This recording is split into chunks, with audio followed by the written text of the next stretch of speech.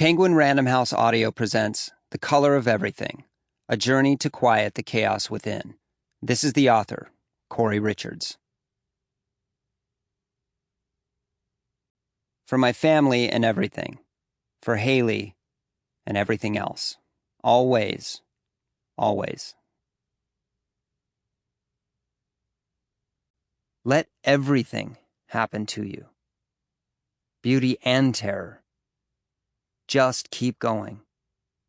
No feeling is final. Rainer Maria Rilke. Part 1. Chapter 1. The past she is haunted, the future is laced. Gregory Alan Isakov. It's December 28th, 2010. I wake up in a blue room and panic for a moment because I've forgotten where I am. Curtains with delicate floral patterns and tattered hems bend the shadows of iron bars. The adhan, the Muslim call to prayer, moans through the windows. I brush the curtains aside and the damp air and the words of the Salat al-Fajr, the dawn prayer, spill in. Islamabad spreads out below me as clumps of dark shapes, interrupted by dots of orange and green. A streetlight, a kitchen window, a barking dog, the soft, sticky sound of tires on wet pavement. Several blocks away, the minaret of a mosque pierces the sky, illuminated against the darkness, and the muezzin calls out from the too loud, tinny speakers. I can't understand the words, but I appreciate how they compel a quarter of the world to fall to their knees in prayer 5 times a day. 6 weeks later, on the side of the 13th highest mountain in the world, I'm praying to anyone who might listen. And I remember the Salat al-Fajr, the first morning in Pakistan, and every morning before it. I'm not religious, but this morning I'm being buried alive. I will slowly run out of air and suffocate under the snow. It seems as good a time as any to pray. They'll find my body in the spring when my orange down suit emerges from the melting snow and feathers float from the tears. After months of uncertainty, Mom and Dad will finally have closure, and all the fights and fuss and anger we endured together will seem silly compared to my death.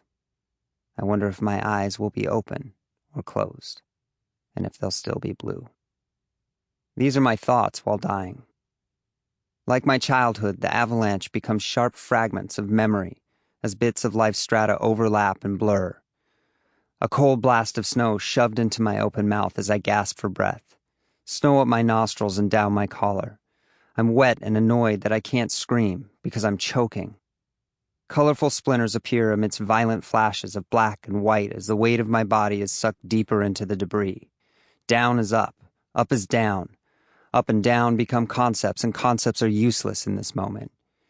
My joints feel loose and limp in their sockets as fear is replaced by instinct. Instinct is replaced by anger, and finally, anger is replaced by resignation. Time dilates and my brain thrashes to make sense of everything, of anything. 1 second, 1 year, a birthday, a date, a bowl of Cheerios, parking tickets, song lyrics and books and movies, faces and things unsaid and words I wish I could unspeak and actions I wish to undo and things I never did, and I remember that I have taxes to pay. I hear Dad say, "Nothing is certain in this world but death and taxes." Life does flash before my eyes, but there's no poetry to it.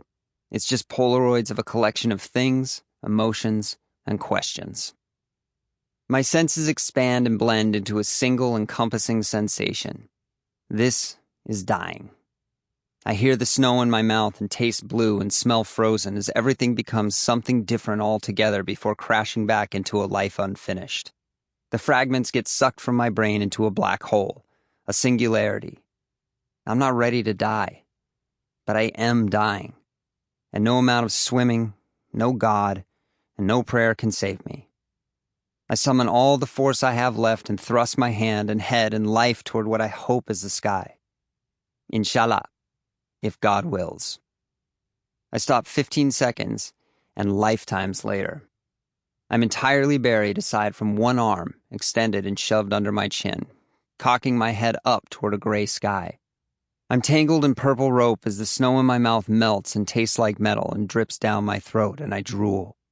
My breath comes in jerking, frenzied gasps that move too quickly to fill my lungs. I free my arm and dig around my head and neck and chest, working frantically to free myself from the snow before another avalanche comes. Simone and Dennis are dead and buried, and I will leave their bodies under the snow and crawl down the valley alone, and I will scream. I thrash and dig and whimper. Another minute passes before I hear Simone, which doesn't make sense because he's dead, and it's too soon for a ghost to be talking to me. Ghosts take time to gestate and find their immaterial voice in the material world. Besides, I don't believe in ghosts. I'm an atheist again. But now the ghost is on top of me and I feel his hands. He's not a panicked hallucination and says, "Cory, everything is okay." I'm alive, and everything is okay. Yet nothing is okay.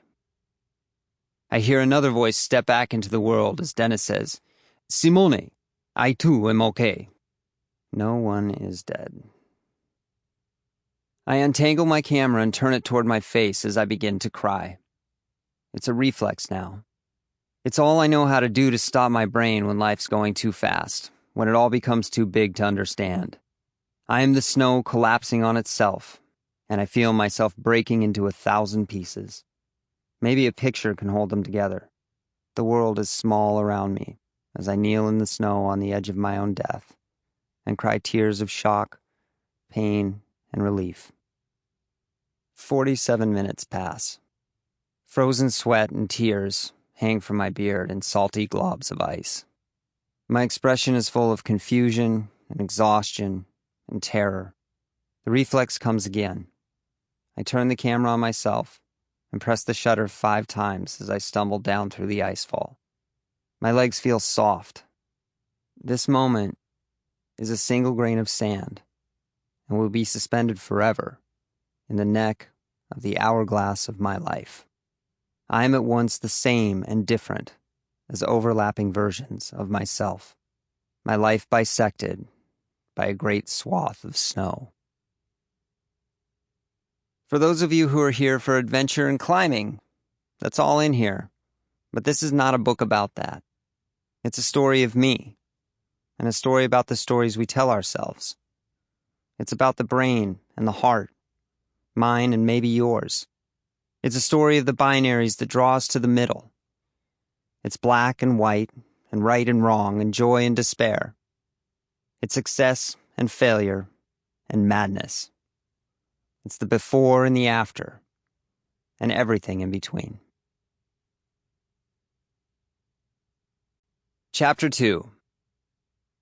Let the Wild Rumpus Start. Maurice Sendak, Where the Wild Things Are.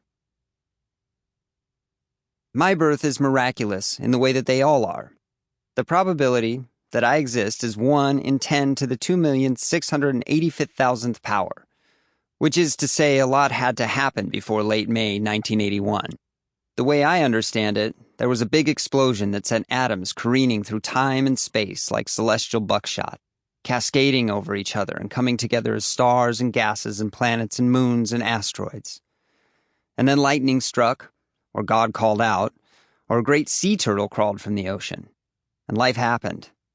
Billions of years and at least as many unlikely coincidences later, I crawled into the world. From the beginning of time until now, with all the innumerable events that happened just so, I am very improbable. Just 1 in 10 to the 2,685,000th power. I know this because Dad teaches math. He'll also tell me that the improbability of my existence doesn't make me any more special than anyone else. In fact, it makes us equal, because we all share an identical unlikelihood. And still, I choose to believe that spring day is miraculous, because the alternative is to believe it isn't. And that just seems boring considering the prodigious amount of everything that came together as me. But this isn't a math book. It's the story of my life, which started the way all others do, screaming and crying and covered in blood. Mom tells the story of my birth in broad, impressionistic strokes, and I fill in the blanks with vivid details that are probably all wrong. I see it like a movie, with many large people looming over my head, and Dad is somehow Hugh Grant. There's confusion. Sample complete. Ready to continue?